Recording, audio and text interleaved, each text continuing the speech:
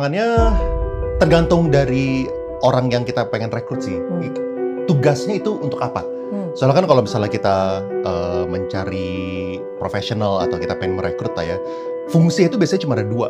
Dan kebanyakan orang tuh sebenarnya nggak sadar bahwa mereka tuh kalau misalnya merekrut cuma ada dua fungsi. Kebanyakan ya. Kita ngomong ujung spektrum sama ujung spektrum lain. Oke, bicara tengahnya. Tapi ujung spektrum sama ujung spektrum itu adalah orang yang one day pengen jadi leadership kita.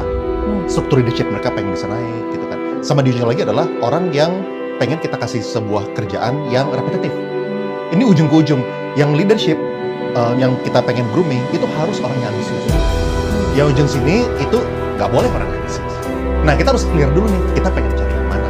Soalnya kalau misalnya kita salah masukin orang, itu udah pasti hasilnya nggak bagus gitu. Contoh, kalau misalnya pekerjaan ini misalnya CS atau nggak admin gitu misalnya.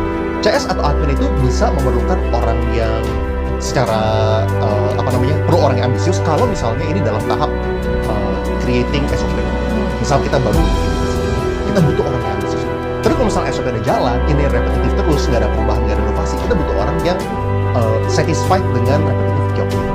Nah, jadi kalau misalnya kita itu salah rekrut, itu pasti salah semua gitu. Atau nggak sebaliknya, kalau misalnya orang ini adalah tidak ambisius, tapi kita memposisikan dia sebagai posisi yang leadership yang perlu naik, itu pasti salah juga. Kayak kita nuntut terus, kok lu nggak bisa segala macam. Misalnya, kok lu jam 5 sore udah balik gitu loh. Ini yang lain-lainnya pada masih kerja keras. Dia tipenya bukan yang ambisius, salah rekrut itu. Nah, jadi yang pertama itu harus identifikasi dulu nih, dia ini posisi yang mana.